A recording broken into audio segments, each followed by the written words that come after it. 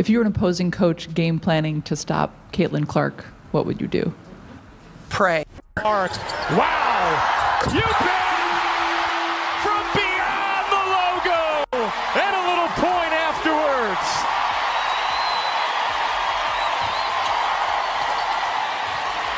She knows how to spark the crowd. They're all the same fight, because right now, the WNBA isn't just basketball, it's attention. And Caitlin Clark is the center of that attention, whether the league likes it or not. So I'm going to run through the biggest narratives exploding online, one by one, and connect the dots. You'll see why this isn't random drama. It's a power struggle. Headline number 1. And this is the one that keeps coming back in different forms. Team USA didn't want Caitlin Clark on the Olympic stage. Now, people online exaggerate this as banned or blacklisted, but the emotional point is the same. Fans look at Caitlin and think, that's the face of women's basketball.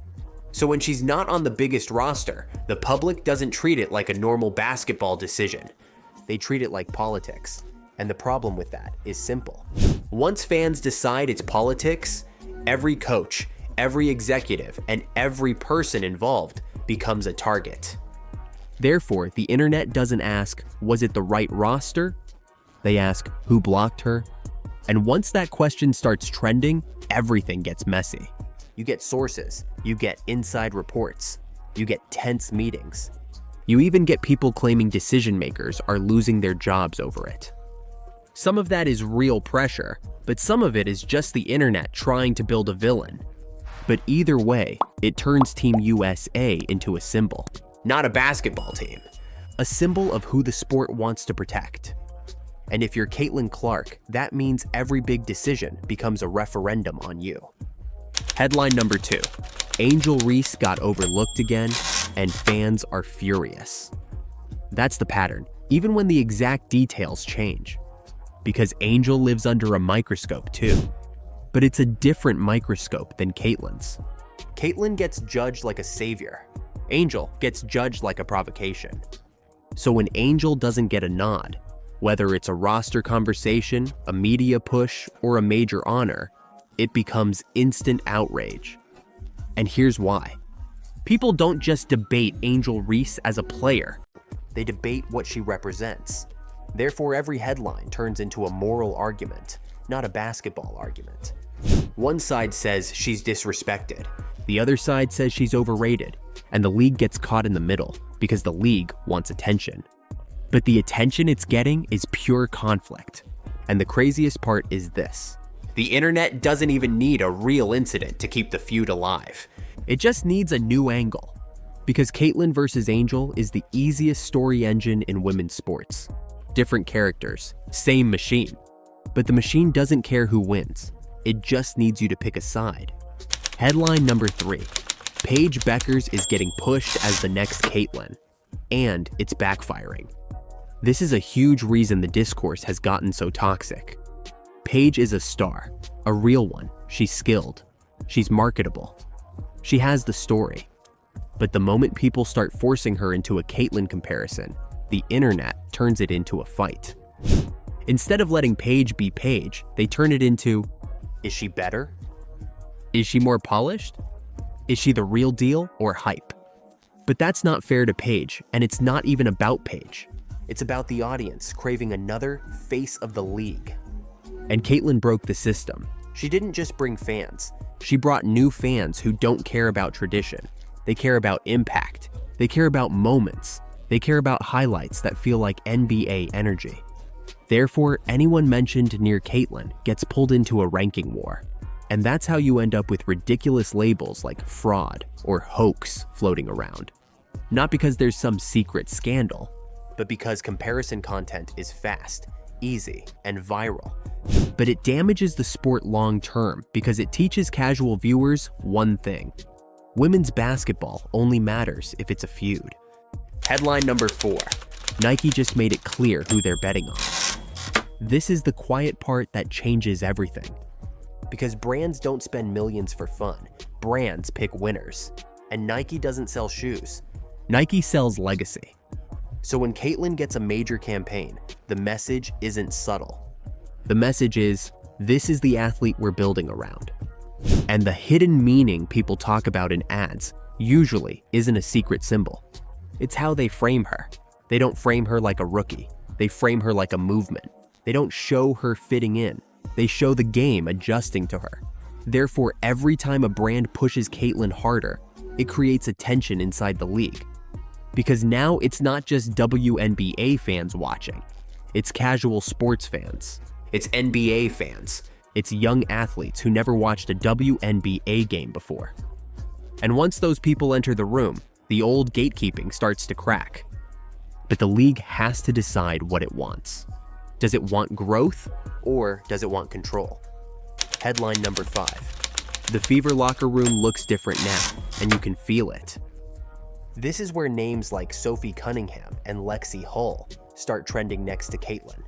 Not because they're chasing attention, but because the audience is craving one thing: protection. Fans don't just want Caitlyn to hit threes. They want her to stop getting hit. They want to see the Fever push back. They want to feel like the team is done being polite. And that's why insider clips go viral. A hard foul, a teammate stepping in, a post-game comment that sounds just angry enough. A moment where the camera catches a stare. That's all it takes. Because to the public, that reads like, oh, something is happening behind the scenes. Therefore, the story becomes bigger than basketball. It becomes, is the league targeting her? Are refs letting it happen? Are her teammates fed up? And when that narrative takes over, the league loses control of the messaging. Creators control it. And creators will always push it further than the truth, because the truth is slower. Drama is faster. Headline number 6. Off-season leagues are becoming leverage, and it's freaking people out. This is what all the talk about unrivaled and side leagues really means. It's not the WNBA is dying. It's leverage. Players want options. Sponsors want stability. Fans want the biggest stars in one place. But once new leagues enter the conversation, it creates uncertainty. And uncertainty spreads like wildfire because it threatens the one thing the WNBA needs most right now: momentum. Because the Caitlyn Clark era is bringing new viewers in. But if those viewers feel like everything is chaotic, politics, jealousy, messy narratives, constant feuds, they won't stay. They'll leave. And they'll take the boom with them. Now step back and connect all 6 stories. Team USA drama shows who gets protected. Angel Reese drama shows how identity gets weaponized. Page comparisons show the internet's obsession with the next Caitlyn. Nike campaigns show the money has already picked a side. Fever tension shows the league is getting more physical and emotional. And side league chatter shows the power structure is shifting. Therefore, here's the real question. Is the WNBA going to treat Caitlyn Clark like a foundation? Or like a resource to strip mine? Because a lot of people love saying, Caitlyn will save the league. But at the same time, they act like they want to humble her. They want her to earn it. They want to punish the hype. They want to control the narrative. But you can't do both. You can't ask her to carry the league, and also let the league chew her up. And the scary part is this. It only takes one more moment, one more roster controversy, one more clip that looks like targeting, one more brand move that feels like a power play, for everything to tilt. Therefore, watch what happens next, because the next big story won't be about a highlight. It'll be about whether the league finally admits what this era really is: a basketball boom or a civil war. Look like Caitlyn Clark has told the shocking truth about her 2025 injuries. Now, when it comes to Caitlyn Clark injuries, bro, we know that was a topic of discussion here on my channel and around the sports world. It was looking like, from the outside looking in, that the Indiana Fever was doing a poor job in making sure Caitlyn Clark returned to the basketball court. We seen Scott Atkins get into some hot water over an alleged ankle injury. Caitlyn Clark just broke her silence in a Kelsey interview, and she did not dodge the big topics. On New Heights with Jason and Travis Kelsey, the Indiana Fever star finally talked about what fans keep asking for: her signature shoe. the injury year, Team USA, and why her next chapter feels different. Hey, Caitlin Clark, closing out the year on the New Heights podcast with Jason Kelsey and Travis Kelsey, gives us some insight, some information on what the holdup could have been for Caitlin Clark's signature shoe to come out. She's talking about a specific new technology that they are implementing in the shoe, the first to be done in a basketball shoe.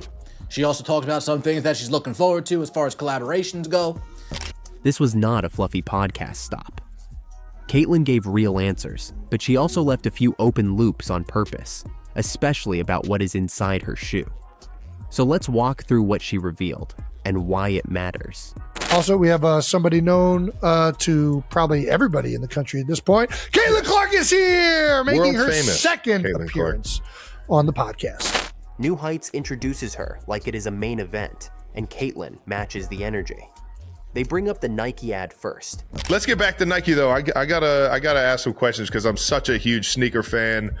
You said that you're wearing the new kicks coming up this season. Yeah. I honestly, for everyone that doesn't know like the process that goes into like making the sneakers, like how long in advance has it been, or like when does it all start? Do they come to you with a shoe, a bunch of shoes? Do you kind of get to tweak them here and there? How is that process? Yeah, I think it's honestly been like probably one of the coolest things I've got to do since, honestly, the process started at the end of my senior year when I was at Iowa, because I was deciding what shoe company I was going to go with. And I talked to Nike, Adidas, and Under Armour, and they all offered me a signature shoe, obviously some faster than others. And, you know, everybody knows Nike makes the best product. It just kind of takes a little bit longer. And so I grew up wanting to be a Nike athlete. Every kid does. Nike, Jordan, like that's the premier brand, and everybody knows that.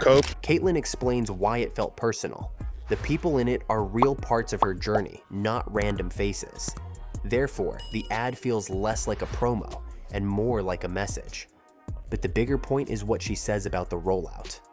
Caitlin explains the campaign is the start of a longer build that leads into her signature shoe. Fans want a date, but she does not lock in a day. She does make one thing clear though. This is a full runway, and she says the plan is for the shoe to eventually drop after this year-long launch. It's probably been like a year and a half now of like figuring out what exactly I want. And I think probably the most challenging part of it is like you want it to be unique, but at the same time, like I have to be comfortable wearing it. So I think you kind of take what you know you're comfortable in. Like obviously I play in a lot of Kobe's, but at the same time, I don't want it to be a Kobe. I want it to be something very unique to me and a little bit different. And I think for myself, like, you know, I kind of think about like what's kind of been important to me when I think about like shoes or sneakers. And I think like just the chaseability of them and like. She also hints at the part fans care about most, wearing it on the court. She talks about getting people excited with the logo first, and with merch already out. Even the Kelsey brothers are wearing it, which makes the moment feel real. Therefore, this is not a rumor anymore. It is a rollout. But more so, I think I'm more excited about like making the certain colorways or collabing with certain brands or whatever it is. I know I definitely got a Chiefs colorway on the way, or PE or something.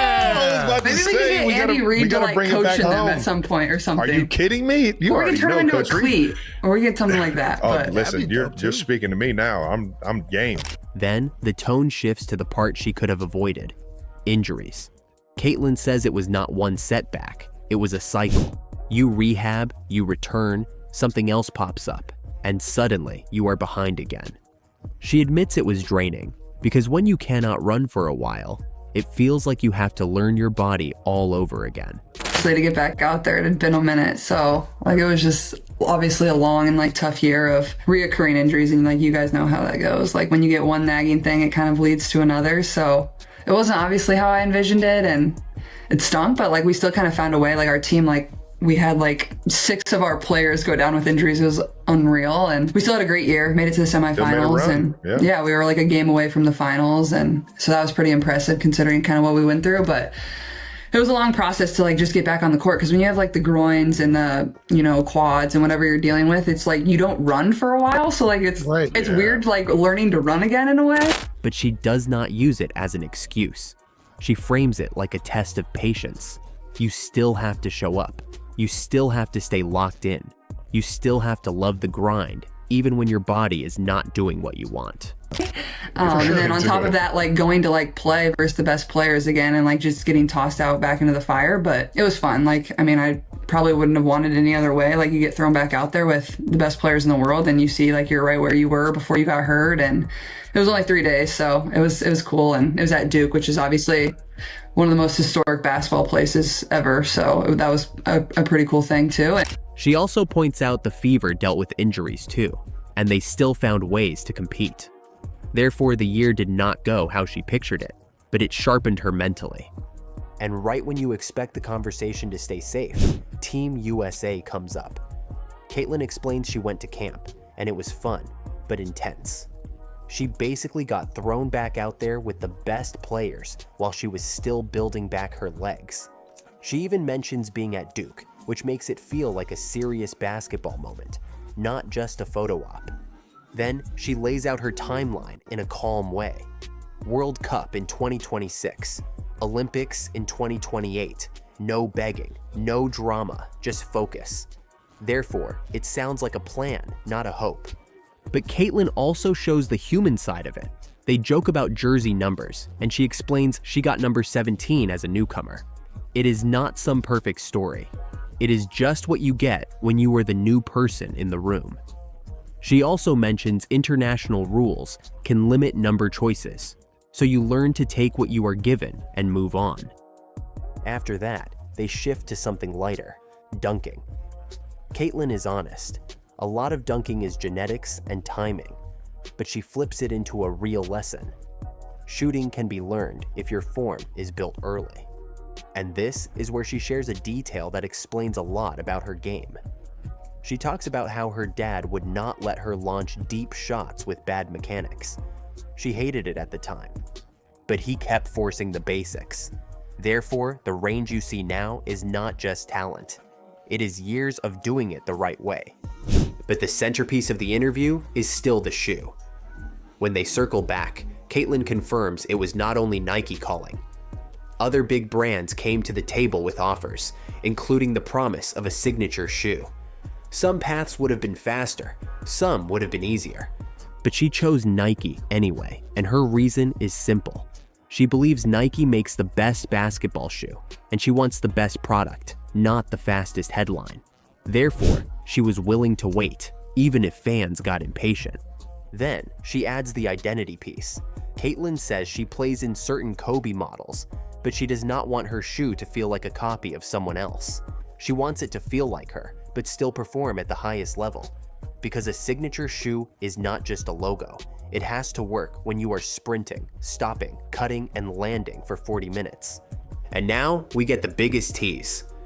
Caitlin says comfort has been a huge part of the process, because she knows exactly what she needs on court.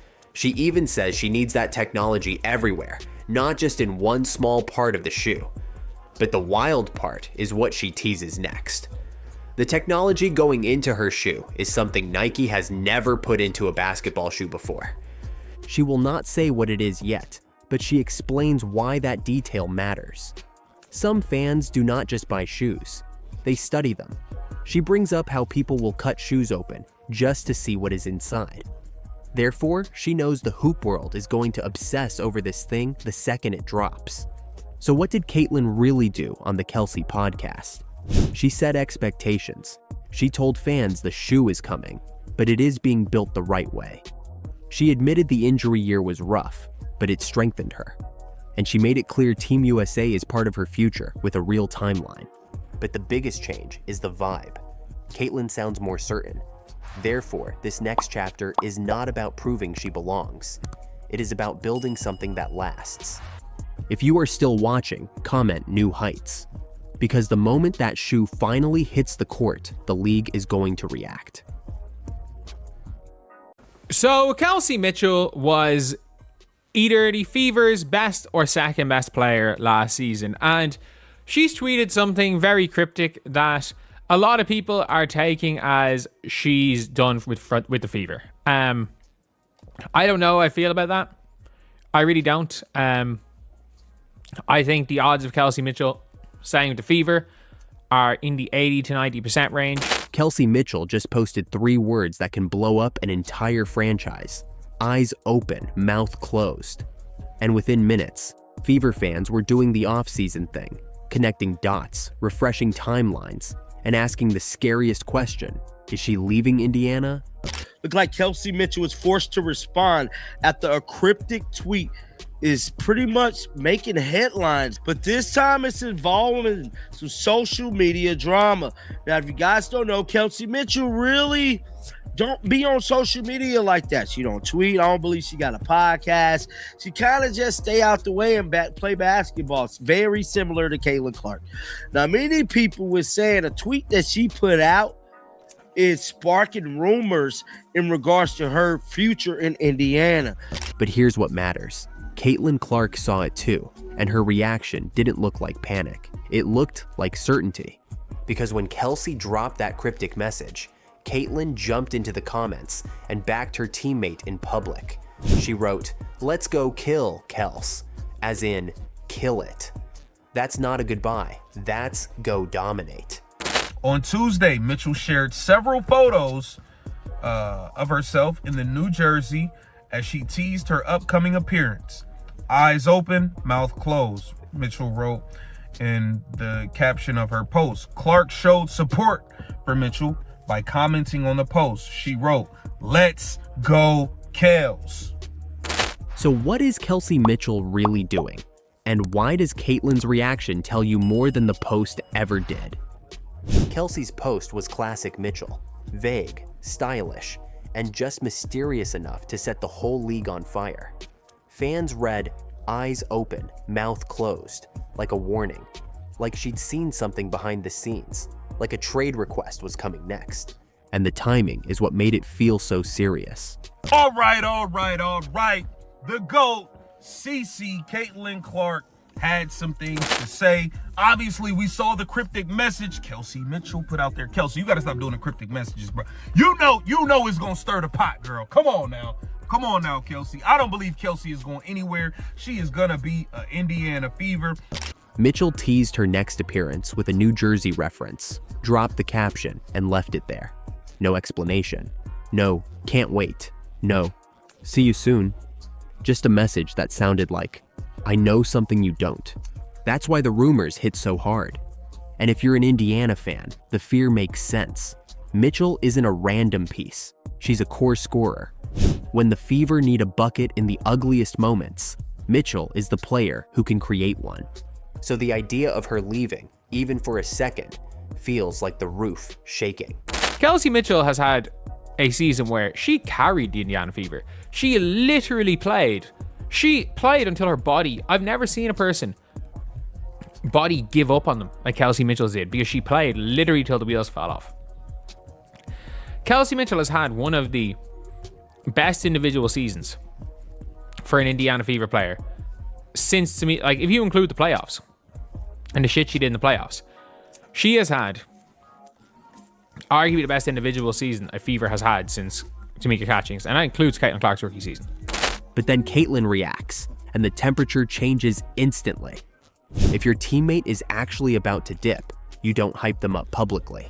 You either stay quiet, or you keep it soft. Caitlin didn't do that. She went straight to confidence. That's why her comment matters. And that's where the real story starts. Because new team didn't mean what everyone assumed. Kelsey Mitchell isn't announcing a WNBA departure. She's not joining a rival franchise. She's joining a new team in Unrivaled, the 3-on-3 off-season league that's quickly becoming a major talking point in women's basketball. That's the twist. The post was real, the move was real, but the panic was aimed at the wrong target. Instead of Mitchell leaving Indiana, it's Mitchell adding reps. According to the announcement details, Mitchell is set to suit up for Hive BC, one of the new clubs in the next Unrivaled season. The roster around her is built for this format, players who can run, space, and make fast reads when there's nowhere to hide. The coaching piece is telling too. Hive BC is set to be coached by Chicago Sky assistant Reina Wakama, which signals this isn't a casual run. It's organized, structured, and competitive. Unrivaled's next season is set to begin January 5th. That matters because players are locking in their off-season plans early, and they're choosing competition over comfort. So when Caitlin reacts the way she did, she's not reacting to Kelsey leaving. She's reacting to Kelsey choosing work. Therefore, if you're Indiana, you should actually like this. 3-on-3 is brutal. Every possession forces quicker decisions, more spacing, and more shot creation. Mitchell's game fits that, and those reps can carry over when the WNBA season returns. And it gets even more interesting when you zoom out, because Mitchell isn't going alone. Multiple Fever players are also jumping into Unrivaled. That gives Mitchell familiar faces and built-in chemistry, but it also signals something bigger. Indiana's core is staying connected in the offseason. That's not what a split looks like. That's what a group looks like when they're trying to level up. Now, here's the part fans keep missing. Caitlin Clark is not joining Unrivaled. And that's where the story could have gone sideways, but it didn't, because Caitlin still supported Kelsey anyway. According to what's been said around this, Clark did not join after dealing with multiple injuries and playing in just 13 games in 2025. There was speculation she could join later, but for now, she's staying out of it. That context makes her comment louder. If Caitlin isn't playing, she gains nothing by hyping Unrivaled for herself. She's not promoting her own highlights. She's backing her teammate, period. But this is the WNBA, and nothing stays simple for long. While Unrivaled is being sold as a big opportunity, there's also a growing debate around the players' union and potential conflicts of interest, because some leaders connected to the Players Association are also connected to Unrivaled's leadership. Some people see that and worry about negotiations, priorities, and optics. That doesn't prove wrongdoing, but it explains why fans are jumpy and why one cryptic caption can feel like a warning siren. There was even talk tied to allegations about a private conversation involving Commissioner Kathy Engelbert and union leadership, with claims about how much value certain stars bring and what they should be grateful for. Whether you believe it or not, it shows you the temperature of the room. Everything gets interpreted as politics. So Kelsey posts, eyes open, mouth closed, and people assume it's a Fever breakup.